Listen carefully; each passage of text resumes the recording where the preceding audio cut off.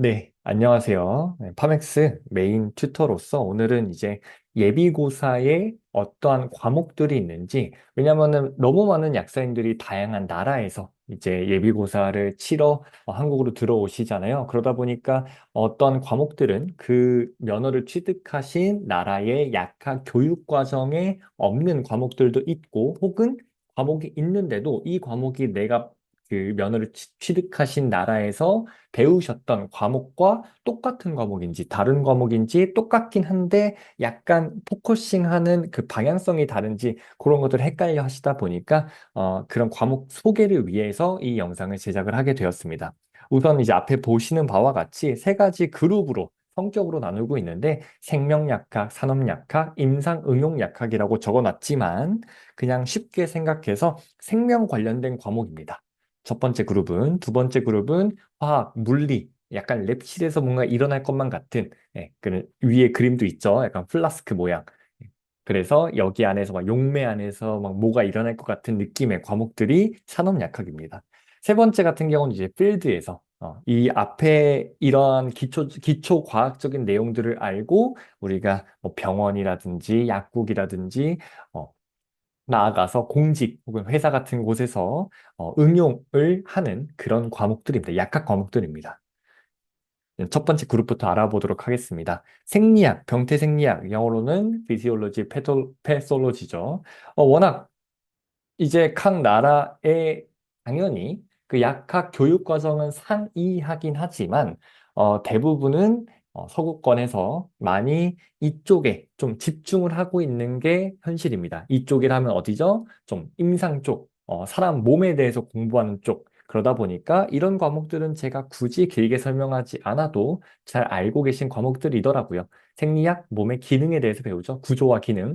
병태생리학 구조와 기능이 망가졌을 때 어떠한 특성을 가지게 되는지 그런 것들을 배우는 과목입니다.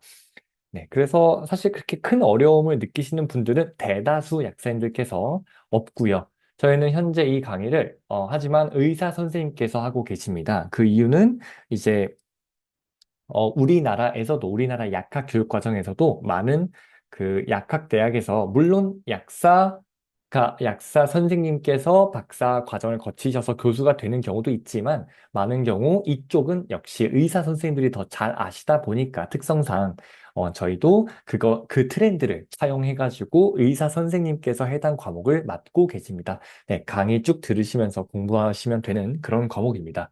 여기 보이시는 이 까만색 별표는 암기량이 많다 이런 뜻입니다. 당연히 많겠죠. 사람 몸이 워낙 여간 복잡한 게 아니잖아요.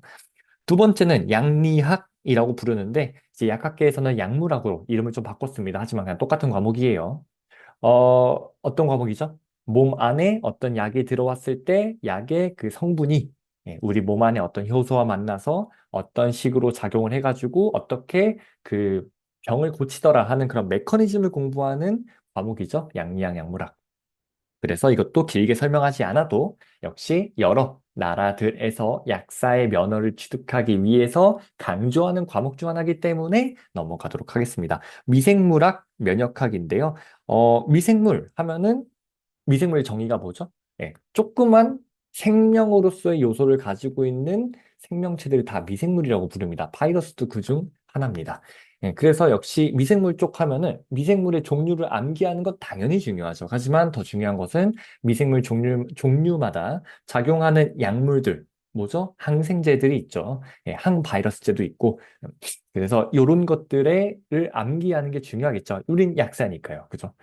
그래서 약사가 되기 위해서 당연히 알아야 되는 너무 당연한 내용입니다. 그래서 그것들을 공부하게 되는 과목이고, 면역학이라 함은 이뮤놀로지. 많은 그 약학 교육 과정에서 당연히 가르치는 과목이고요. 뭐 B셀, T셀, 매추레이션도 포함하고 있고 당연히 뭐 사이토카인스 종류들, 인터루킨 종류들, 그래서 1차, 2차, 3차, 4차 면역 반응들 이런 것들을 공부하는 게 면역학입니다. 네. 요 이제 마지막 두 과목이 좀 생소하거나 아니면 좀 가물가물할 수 있는 과목인데요. 생화학 같은 경우는 바이오 케미스트리 아마 저학년 때 많은 서구권 나라들에서 저학년 때 가르치는 과목입니다. 그래서 세 가지 파트로 나뉘어지는데 스트럭처럴 바이오케미스트리, 메타볼릭 바이오케미스트리, 그리고 제네릭 바이오케미스트리 그래서 이 구조생화학이라 하면은 사람 몸을 이루고 있는 물질들을 분자 단위에서 공부하는 학문이고요. 대사생화학이라고 하면은 뭐죠? 우리 몸 안에서 이루어지는 어떤 분자 단위에서의 대사들. 뭐 옆에 써 있죠? 글라이콜라이시스 해당 과정이죠. TCA 사이클, 포스포릴레이션, 전자전달계. 예, 뭐 TCA 사이클은 크랩 사이클이라고도 부르고요. 그래서 거기 나오는 모든 물질들, 당연히 더 많습니다. 뭐 아미노산 대사, 콜레스테롤 대사, 이런 것들의 대사들을 전부 다 암기하셔야 됩니다. 한국 교육과정에, 약학 교육과정에서는 이런 것들을 굉장히 중요하게 생각을 하고 있어요. 그래서 거기에 참여하는 물질들, 거기에 그러한 회로들에 참여하는 어떤 그 효소들, 그 효소를 방해하는 물질들, 그 효소의 그 활성을 더 높여주는 물질들, 그런 종류를 저희가 드리는 자료 안에서 꼼꼼하게 전부 다 암기를 하셔야 합니다. 그래서 공부하시면 되는 그런 과목이고요. 유전생화학은 이제 저희가 DNA에서 RNA를 합성을 하고 그 RNA를 바탕으로 단백질을 합성을 하잖아요. 그래서 그 과정들, 뭐 DNA가 망가졌을 때 DNA 리페어하는 과정들, 뭐 그것에 참여하는 물질들, 뭐 DNA 폴리머레이즈 다 한 번씩 들어보셨죠? 그래서 그런 것들의 종류들을 공부하는 게 유전생화학입니다. 분자 단위에서 공부하게 되죠. 보통 이 몰리큘러, 그러니까 단백질, 그 크기 단위입니다. 분자 단위라고 해서 물론 뭐 이제 대사생학 같은 경우는 진짜 완전 분자 단위긴 한데 뭐 유전생학은 좀 더 큰 단백질 단위 그 정도의 레벨에서 왔다 갔다 한다고 보시면 됩니다. 왜 빈 별표냐? 요거는 이제 워낙 암기할 게 많다 보니까 아까 요런 회로들 약간 얘기만 들어도 아찔아찔하죠. 그래서 저희가 매일 공부하시길 좀 추천드리는 그런 과목입니다. 그래서 저희가 흰색 별표를 이렇게 쳐놨어요. 음, 매일 1시간 정도, 1시간 반에서 1시간 정도를 이렇게 시간을 따로 빼가지고 그 회로를 꾸준히 암기한다. 보통 그 범위를 10주에서 12주 정도로 잡고 한번 싹 암기하는데 하루에 1시간에서 1시간 반씩 소모해서 그 기간 동안 암기한다고 생각하시면 됩니다. 첫 시작을요. 당연히 두 번째, 세 번째 반복하면서 외울 때는 더 짧아지겠죠.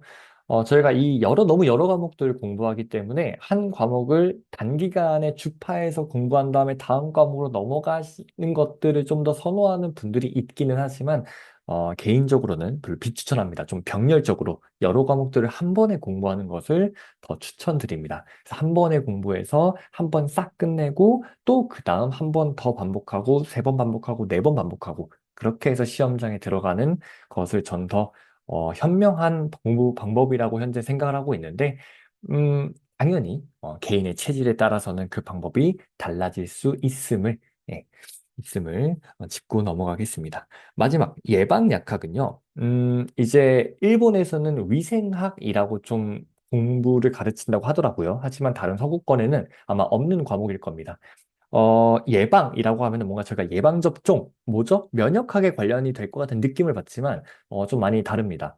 예방하다는, 뭘 예방하냐면은, 우리가 주변에 돌아다니면서 볼 수 있는, 다양한 독성 물질들을 예방한다에 가까워요. 그래서 곰팡이, 뭐 과량의 중독성 약물들, 중금속들, 종류들이 많이 나오고요. 좀 그러다 보니까 특성이 과목들이 좀 이렇게 그 과목의 단원들이 좀 맥락들이 뚝뚝 끊어진 느낌을 받습니다. 암기할 게 굉장히 많지만 저희 이 과목을 가르치고 계신 약사님께서 굉장히 강의를 잘 찍어 놓으셨어요. 그거 따라가시면 되고요. 그래서 톡시콜로지에 가깝다. 예. 물론 그 외에도 역학 같은 내용들도 있습니다. 예. 당연히 그 예방이라는 의미 자체에 팬데믹 같은 거를 예방한다도 포함이 되어 있겠죠. 그래서 그걸 예방하기 위해서는 유병률이 얼마였냐? 작년 대비 이 질병의 발생률이 얼마나 증가했냐? 이런 것들, 뭐 OR, RR, 그 비율 같은 거 계산하는 것들 펴놓고 그런 내용들도 당연히 약간 사이드 느낌으로 속해 있습니다. 하지만 그런 내용들도 시험에 곧잘 나와요. 중요하죠. 약사라면은 뭐 TV에서 저번에 코로나 팬데믹 같은 사건일 때, 뭐 유병률 혹은 발생률이 얼마나 늘었습니다, 줄었습니다 했을 때 당연히 알아들어야겠죠. 네, 그게 약간 국민이 저희 한국에서 약사들에게 기대하는 뭔가 기대치잖아요. 그래서 그 기대치를 맞추기 위해서 이러한 과목이 설정이 되어 있습니다. 자, 이제 다음 두 번째 섹션으로 넘어가겠습니다. 아마 요 과목들이 서구권의 그 약대 출신 약사님들에게 좀 많이 생소한 과목일 텐데요. 첫 번째 과목은 생약학입니다. 앞에 빈 별표가 또 있네요. 이것도 매일 공부하는 게 좀 좋은 과목이라는 뜻이죠. 생략학, 이제 영어로는 natural product라고 좀 생각을 해주시면 됩니다. natural product라고 하면은 자연계에서 얻은 그 형태를 거의 그대로 쓰는 약들을 뜻해요. 식물, 동물, 광물을 다 포함을 하지만 대부분은 식물들입니다. 거의 99.9%가 1%, 0.1% 정도가 뭐 동물이라고 하는 것 중에 녹용, 예, 사슴의 뿔이죠. 그런 것들이 동물 유래 생약이고요. 하지만 대부분은 풀 같은 것들 을 이제 포함하고 있습니다. 왜 저희 그 약방의 감초라는 말 하잖아요. 그죠? 그 감초도 사실 생약 중 하나입니다. 그래서 그 생약 리스트들을 암기를 하셔야 됩니다. 저희가 드리는 리스트를. 저희가 드리는 리스트가 약 200개 정도가 있어요. 처음에는 120개 정도 암기를 시키고 80개를 현재 더 추가해서 공부를 시키는 중이고 하지만 요번에 좀 이슈가 있었죠. 시험 범위가 더 확장이 된 것처럼 시험이 나왔었죠. 한 네다섯 문제 정도가 그랬는데, 이제 저희 학원에서는 좀 고민을 했습니다. 이걸 어떻게 해야 될까? 그래서, 사실 저희가 설정한 200개가 전국에 있는 한국의 약학대학에서 왜 그런 거 있잖아요. 여러분들도 각자의 나라에서 수업을 들어보시면 아시겠지만, 전공 서적 전부를 가르치지 않아요. 네, 모든 과목들이. 그래서 어, 마찬가지로 한국도 마찬가지죠. 1년에 사실 전공 서적 한 권을 전부 다 커버하는 게 쉽지 않습니다. 그래서 똑같이 이 한국의 약학대학에서 생약학에서 가르치는 그 자주 가르치는 좀 생약들이 한 200개에서 250개 사이 정도가 되는데 그중에서 200개를 원래 선별한 거였거든요.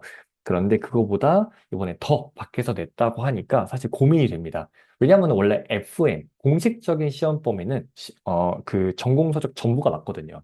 근데 거기에 나오는 생략들이 거의 400개에서 500개 사이 정도 됩니다. 그걸 다 외우는 게 시간상 가능할까? 불가능합니다, 사실. 다른 과목들도 공부를 하셔야 되고, 저희 해외 약사님들, 공부하러 오시는 해외 약사님들 중에 한 7명에서 8분이 이제 직장 생활과 병행을 하세요. 그러다 보니까 쉽지 않습니다. 그걸 다 데려가기가.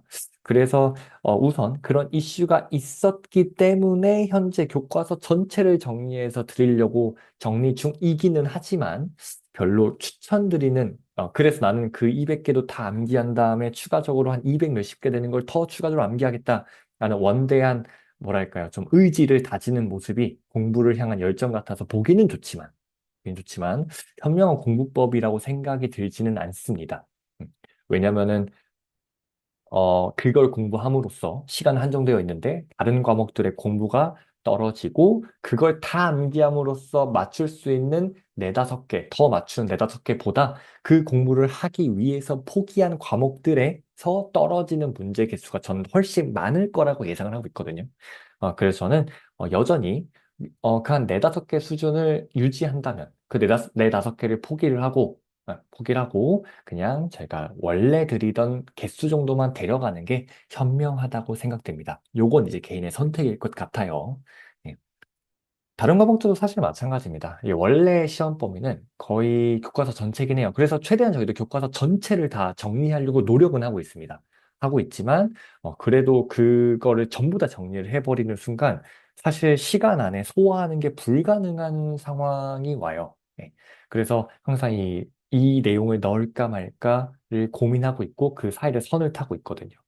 근데 이번에 생약 같은 경우는 워낙 하지만 더더욱 그런 중요도를 따지기 어려운 과목이거든요. 왜냐면은 뭐 아까 감초 예시 들었죠. 감초가 있고 인삼. 뭐 인삼은 좀 중요하다고 할 수 있겠네요. 워낙 우리나라 하면은 인삼 하니까. 그럼 뭐가 있을까요? 오미자라고 해볼게요. 감초도 유명하죠. 오미자도 유명하죠. 그럼 당연히 감초가 오미자보다 얼마나 더 중요할까요? 오미자가 감초보다 얼마나 더 중요할까요? 그래서 생약 같은 과목들은 저희가 사실 이 생약보다 더 중요하다를 판단하는 게 쉽지 않아요. 네.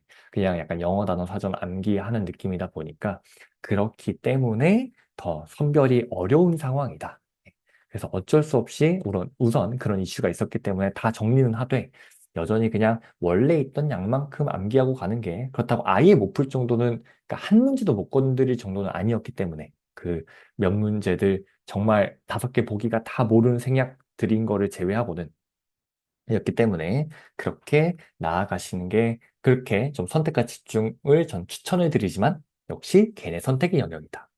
자, 합성화 기초는 이제 이름을 계속해서 제가 올고로 바꾸려고, 올가닉 케미스트리로 바꾸려고 노력 중입니다. 유기화학입니다. 그냥 똑같은 거예요. 그냥 전혀 다른 것도 없고, 더 막 많은 것도 없고, 그냥 여러분들 아마 저학년 때 배우셨던 올게닉 케미스트리 그 내용입니다. 예. 어떠한 특정한 그 펑셔널 그룹을 주어주고 그 펑셔널 그룹의 어떤 리에이션트를 썼을 때 특정한 메커니즘을 거쳐가지고 어떠한 결과가 나오는 것. 뭐 에스터에다가 LAH, 리튬 알루미늄 하이드라이드를 쓰게 되면은 어떻게 되죠? 알콜로 바뀌죠. 그런 메커니즘들, 그런 이제 펑셔널 그룹 투 펑셔널 그룹 그 내용들을 공부하는 건데 항상 문제가 많이 나와요. 적게 나올 때는 한 10개 초반대에서 참고로 매년마다 각 과목들의 문제 나오는 개수가 달라집니다. 많이 나올 때는 20문제 넘게 나오는 경우도 있습니다. 그래서 항상 너무 중요한 과목입니다. 그냥 강의 쭉 따라가시면 될 것 같습니다. 이제 합성학과 이제 의학과학이 있는데요. 합성학 같은 경우는 이제 저희가 암기를 하고 싶어 하는, 암기가 아니라 합성하고 싶어 하는 특정 약물이 있는 거예요. 그래서 스타팅 매터리얼부터 여러 단계 거쳐가지고 저희가 최종 구조를 합성하는 그런 과목입니다만, 워낙 많아요. 거의 이 모든 스텝을 암기하기 위해서는 한 2000 스텝, 1500 스텝에서 2000 스텝 가까이 암기를 해야 되는 상황이거든요. 물론 이제 강의상에서는 그 모든 스텝을 다룹니다. 당연히. 하지만 공부 방법으로는 좀 더 현명하다고 저는 생각하는 게 아이고, 네. 왜 이럴까요? 네. 좀 이상하네요. 네, 죄송합니다. 네. 이 최종 구조 있죠? 최종 구조만 암기하는 걸 좀 추천드리긴 해요. 왜냐하면은 이 스타팅 매추얼부터 여러 단계 거쳐가지고 결국에는 우리가 원하는 약물의 모양을 만들어 나가는 거잖아요. 분자 구조를. 그럼 당연히 시험은 어떻게 나오냐면은, 예비고사에서는 이 중간 단계를 문제로 내요. 그럼 그 중간 단계에 결국 그 중간 산물을 예측하는 문제인데, 뭐랑 닮아 있을까요? 모양이 최종 그 저희가 합성하려는 약물과 모양이 닮아 있겠죠. 그러면 그 수천 스텝을 다 암기하기보다는 좀 더 가성비 있게 그 최종 구조만 싹 암기하면은 좀 이렇게 좀 유추하면서 맞출 수 있는 음, 활용할 수 있는 그런 상황이 됩니다. 그래서 그게 한 암기할 양이 거의 10분의 1로 줄어버리기 때문에 약간의 좀 문제 풀 때 유추의 영역이 있다 하더라도 그게 훨씬 더 다른 과목들도 공부하셔야 하잖아요. 시간상. 그래서 그게 중요하다고 생각합니다. 그래서 그 구조 암기하는 게 저희가 세 번째 데일리 과목으로 껴 있어요. 자, 의학과학 같은 경우는 아까 그 최종 구조를 합성했어요. 뭐 특정 약물, 뭐가 있을까요? 아미오다론. 이번 그 예비고사에 아미오다론이 나왔습니다. 그 아미오다론의 어떠한 특정 구조를 바이오 아이소스티어라는 개념이 있습니다. 분자가 혹은 원자가 예를 들면은 클로로겐은 아이오딘이랑 좀 비슷하다고 볼 수 있죠. 왜? 같은 할로겐 족이니까.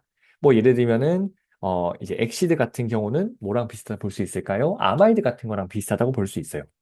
이렇게 바이오 아이소스티오로 바꿨을 때 우리 몸 안에서 생리 활성이 뭐 해당 약물의 생리 활성이 좋아진다, 나빠진다. 스트럭처 구조와 액티비티, 스트럭처 액티비티 릴레이션십이라고 해서 구조와 생리 활성의 상관관계를 공부하는 게 의학화학입니다. 그래서 의학화학은 어떠한 약물을 왜냐하면 생리 활성이 제일 좋은 걸 합성하는 게 좋잖아요. 그래서 구조를 어떻게 잡아서 어떠한 약물을 합성할지를 정한다면은 아까 합성화에서는 그 약물을 스타팅 매트럴부터 어떻게 합성할지를 공부하는 그런 학문이라고 생각을 해주시면 돼요.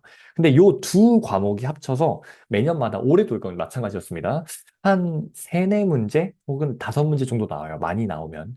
그래서 사실 선택과 집중이 좀 필요하다고 생각이 듭니다. 왜냐하면 유기화학이라는 게, 이거 유기화학 구조를 암기한다는 게 확실히 좀 개인의 좀 성향에 따라서 안 맞으시는 분, 체질에 안 맞으시는 분들은 죽었다 깨어나도 못하겠다 라시는 분들이 있어서 그분들은 좀 내려놓고 다른 과목을 공부하는 걸 추천드리고요. 진짜 완전 내려놨다면은 그 의학과학 쪽에서 이제 각 약물별 SAR을 공부하기 전에 그 모든 약물들에 적용이 되는 좀 총론적인 내용이 있습니다. 그래서 강론은 좀 내려놓고 총론만 공부하는 것도 강의가 되게 적거든요. 초반 부분만 있어서. 그것도 하나의 방법이라고 생각이 됩니다. 자, 물리약학 같은 경우는 이제 모든 약은 기체, 액체 혹은 고체예요. 이게 우리 몸 안에 들어오면은 거동하는 방식이 있습니다. 기체가 우리 몸 안에 뭐 피부에 뿌려졌을 때, 우리가 흡입했을 때, 액체를 이제 우리가 마셨을 때, 고체는 뭘 먹었을 때, 태블릿 캡슐 같은 거 고치겠죠? 액체는 엘릭서제, 기체는 에어로졸, 파스 같은 것들, 그죠? 저희가 그 흡입하는 그런 것도 다 액체고요. 아, 기체고요. 병원에 가가지고 막 흡입하는 기계들도 있잖아요. 그래서 그런 것들이 우리 몸 안에서 거동하는 걸 파악하기 위해서 물리적으로, 물리학적으로 파악하는 걸 저희가 물리학학이라고 부르고요. 뭔가 딱 들었을 때 뭔가 계산이 있을 것 같죠. 그죠? 그래서 요게, 어, 이제 공식들이 많겠죠. 그 거동들을 설명하는 공식들. 그래서 그 공식의 의미를 물어보는 문제들, 이런 것들이 좀 많이 나왔습니다. 하지만 요즘은, 어, 이제 물리학학에 연력학이 포함이 됩니다. 연력학은 thermodynamic이라고 해서 뭐 Gibbs free energy, 델타 G 같은 거, 델타 S, 엔트로피, 뭐 연력학 제2법칙, 엔트로피는 언제나 증가한다. 이런 것들 많이 들어보셨잖아요. 그죠? 그런 내용들이 조금 더 옛날보다 딥하게 나오기 시작했어요. 옛날에는 조금 컨셉슈얼한 문제 정도만 나왔거든요. 뭐 뭐가 있을까요? 그 클라이젠페론식이라든지 뭐 그런 것들 정도만 나왔는데 그게 조금 더 딥하게 열 용량 같은 공식들 뭐 계산이 아직까지는 막 심하게 나오지는 않았지만 뭔가 낼 것만 같은 느낌을 올해 줬고 내년에 나올 수 있다는 소리겠죠. 그래서 그 부분은 현재 지금 일반화학이라는 과목을 개설해서 그 파트는 일반화학 쪽으로 빼려고 하고 있습니다. 물리학의 연력학, 계산은 계산 과목으로 한데 모아놓으려고. 이게 또 이제 한 계산 과목끼리 모아놓으면 좋은 점이 또 있어요. 그건 이제 여기서 설명드릴게요. 약제약은 뭐죠? 저희가 약제약, 컴파운딩, 포뮬레이션이라고 하죠. 약을 만들 때 그 태블릿 하나를 보면은 태블릿 전체가 다 약인가요? 아니죠. AAP, 타세놀 같은 거, 타이레놀 같은 것들 보면은 안에 AAP라는 아세트아미노펜이라는 성분도 있고, 뭐 스털치도 들어가 있고, 다른 여러 가지 기제들도 들어가 있잖아요. 그래서 그 약제를 하는 기제들 다 암기하셔야 되고, 왜 저희 그 약 사면은 뒤에 빼곡하게 적혀 있는 첨가물들 있죠? 그런 것들 다 암기한다 생각하시면 되고, 그것들을 만드는 공정들도 다 공부를 하게 됩니다. 그래서 그런 과목이고, 원래 이제 약동학, 양력학은 이 약제약의 한 단원입니다. 한 단원으로 있는데 보통 약학계에서 이제 교육과정에서는 따로 가르쳐요. 이걸 빼가지고 다른 과목으로. 저희도 그런 트렌드를 맞춰서 요건 다른 과목으로 배정을 했습니다. 파르마코키네틱스, 파르마코다이나믹스, 파르마코키네틱스 하면은 ADM이 유명하죠. Absorption, Distribution, Metabolism, Excretion 그런 내용들. 예. 양력학도 있긴 한데 요게 메인이에요, 약동학이. 그렇습니다. 양이 많다는 뜻입니다. 딱 봐도 뭔가 그 부영제들 암기할 게 많게 느껴지죠? 네, 그래서 까만 별표는 양이 많다. 분석약학은 아까 합성했던 이 분자 단위의 구조들을 분석해야 될 거 아니에요. 이게 제대로 합성되는지 어떻게 알 수 있죠? 그죠? 그래서 그 분석하는 방법들, NMR, IR, LCMS, 그 다음에 뭐, 알파 D, pH 인디케이터, 그 다음에 뭐 TLC라든지 그런 것들이 있겠죠. 그런 것들이 이제 기계가 작동하는 원리, 데이터 있는 방법, 기기 분석이라고 부릅니다. 그래서 요 내용들을 그래서 그 내용 그대로 강의 따라 가시면 됩니다. 여기 사실 정량 파트, 정성 파트는 뭐죠? 뭔가 저희가 눈으로 보고 그냥 아 이거는 크다, 작다, 빨갛다 이런 것들이 정성 분석이잖아요. 아 물론 이 안에도 들어가면서 당연히 정량적인 계산이 있겠지만 어 조금 더 이런 기계 원리나 데이터 읽는 법까지는 정성에 가까우니까 이렇게 말하는 거고요. 이 정량, 진짜 계산해야 되는 거, 막 pH 계산하고 핸더스 하세바얼식 따라서 계산하고 이 뭐랄까 용매에 들어간 물질의 pK는 얼마고 계산하고 어떤 농도에서 어떤 물질이 프리시피테이션 되고 이런 것들은 사실 굉장히 그 딥한 계산이거든요. 마치 한국의 약학 교육회 쪽에서는 피트 때 배웠던 일반 화학의 그런 계산하는 아마 양적 계산 뭐 이런 걸로 단원이 있을 텐데 양론, 양적 계산 이런 아마 단원이 있었을 겁니다. 저도 좀 오래돼서 가물가물하긴 해요. 그래서 그거를 따로 또 뺐습니다. 계산 쪽으로. 그래서 요 두 개를 합쳐가지고 일반 화학이라고 부를 거고 현재 신설 중에 있습니다. 어, 요거를 따로 뺐을 때 장점은 이 단원을 포기하실 분들은 한꺼번에 포기할 수 있다는 점? 이게 왜 장점이냐면은 사실 요런 내용들을, 계산 내용들을 이렇게 녹여 놓으면은 사실 저희가 가르치는 내용들은 다 중요하게 느껴져요. 실제로 중요해서 가르치는 것도 맞고요. 하지만 어떤 분들은 그래도 나는 현재 시간이 없으니까 우선 올해는 이 부분이 안 나올 걸 좀 예상을 하고 점치고 요 부분에 집중을 하겠어 하시는 분들도 분명히 있거든요. 그래서 그분들 입장에서는 이렇게 내용을 분리해 놓는다면 좀 더 내가 원하는 내용들을 골라서 공부할 수 있다는 장점이 좀 있다고 생각이 듭니다. 또 이렇게 한 대 묶어 놓으면은 또 이 과목을 공부할 때 좀 심적인 뭐랄까요? 심적인 준비를 할 수 있잖아요. 그래서 이렇게 하나의 과목으로 신설하고 공부를 이렇게 좀 뭐랄까요? 강의 내용을 그 결을 맞추는 게 공부하는 데 편하실 거라고 생각을 들었고, 그래서 이렇게 만들게 되었습니다. 일반화학, 유기화학 이렇게 생각해 주시면 돼요. 자, 마지막은 아까 세 번째 그룹입니다. 약물치료학 너무 중요한 과목이죠. 저희가 한국에서 약사라고 불리려면은 당연히 시중에 판매되는 약들이 어떤 약인지, 어떠한 작용을 하는지, 어떠한 생리 활성을 보이는지, 어떠한 질병에 쓰이는지는 너무나 알아야겠죠, 자세히. 그래야지 그 대중들이 기대하는 약사의 모습에 준할 수 있잖아요. 그죠? 그래서 역시 문제 개수는 언제나 가장 많이 나오고 있고요. 사실 근데 세모인 이유가 있습니다. 양이 많죠, 당연히. 왜 각 질병별로 단원들이 구성이 되어 있잖아요. 고혈압부터 시작해가지고 저 항암까지 끝에 나오는 뭐 금연 내용까지도 들어있는 걸로 저는 알고 있습니다. 그래서 그런 내용들까지 공부하는 게 약물 치료학이고 가이드라인의 형년이죠. 어떠한 질병의 가이드라인, 뭐 first line, second line, third line, fourth line. 근데 왜 세모냐면요, 양이 많은데도 이미 너무 잘하시는 분들이 많으세요. 특히 서구권, 특히 미국 가장 이 예비고사를 많이 치시는 비율이죠. 미국 출신 분들, 미국 출신의 약사님들은 뭐 거의 달인입니다. 이미 뭐 내과 의사와 같은 마치 그 가이드라인이 머릿속에 다 있는 것 같이 공부했고 잘 아시는 분들이 있어가지고, 개인의 판단에 따라서 하루에 저녁 먹고 공부하는 걸 좀 추천드리는데 매일 공부하는 게 좋습니다. 역시 중요한 만큼. 음, 정말 잘하시는 분들은 매일 공부를 안 하셔도 되거든요. 그래가지고 저는 그 개인의 학습 정도에 따라서 판단하셔가지고 시간을 분배하시면 좋겠습니다. 내가 정말 실력이 없다라고 판단되신다면은 하루에 저녁 먹고 잘 때까지 3, 4시간까지도 투자하는 게 좀 맞다고 생각합니다. 이 실무 실습은 플러스로 해놨는데 다른 과목이긴 합니다. 하지만 약물 치료학이 좀 아류 같은 느낌이에요. 왜 약물 치료학은 그 가이드라인을 전체로 공부한다면은 그 가이드라인 중에서 역시 많이 쓰이는 게 있습니다. 필드에서 병원과 약국에서 상대적으로 많이 쓰이는 우리가 처방 검토할 때 모든 가이드라인을 기억하고 검토하진 않잖아요. 계속해서 반복해서 나오는 어린아이한테 쓰면 안 되는, 노인아이한테 쓰면 안 되는, 같이 먹으면 안 되는, 어떠한 음식과 조심해야 되는 그런 것들을 좀 한데에 모아서 공부하시기 편하게 리뷰 형식의 강의로 혹은 과목으로 만들어져 있고, 그거를 강의로 만들어 두었습니다.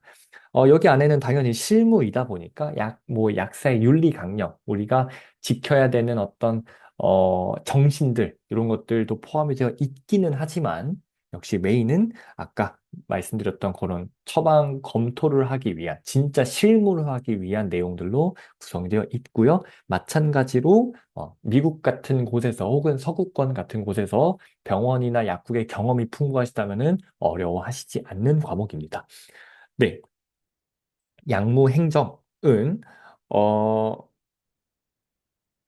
이제 뭐 미국 같은 경우는 제가 막 약사님들께서 보험 상담도 해주신 걸로 알고 있어요. 물론 우리나라 약사님들은 보험 상담까지 이런 걸 하지는 않지만 그래도 약사잖아요.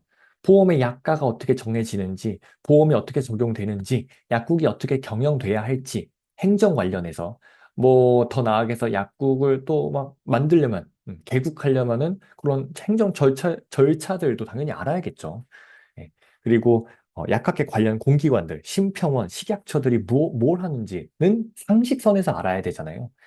나는 심평원이 뭐 하는지 몰라 하는데 약사 면허를 달고 있으면은 약간 국민들이 생각하기에는 약사인데 왜 모르실까라는 의문이 들 수 있다 보니까 그런 내용들이 포함되어 있는 게 양무행정입니다. 양이 그렇게 많지는 않습니다. 물론 새로울 수는 있겠죠. 왜냐면은 그 해외에서 면허를 취득하신 해당 나라의 면을 취득하신 해외 약사님들 입장에서는 당연히 우리나라 시스템은 그 나라에서는 가르치지 않을 테니까. 그죠?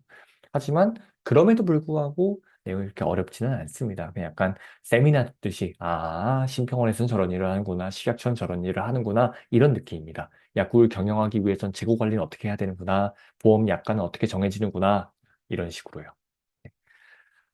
마지막은 약품 품질 과학인데 저희는 원래는 이 과목을 강의를 하지는 않았었습니다. 관련 자료들 혹은 교과서 같은 안에 있는 내용들은 정리해서 드렸었는데 이제 내용이 점점 문제가 많이 나오기 시작을 했습니다. 그리고 아까 좀 상대적으로 안 나왔던 내용들이 다른 과목에서 나오기 시작하니까 맞춰야 되는 그 개수가 예, 혹은 문제 개수가 조금씩 그러니까 맞출 수 있는 좀 조금만 공부하고 많이 맞출 수 있는 그런 범위가 점점 줄어들다 보니까 요 과목도 우리 잡아야겠다. 원래는 이 과목을 가르칠 수 있는 좀 분들이 한국에 많이 없습니다.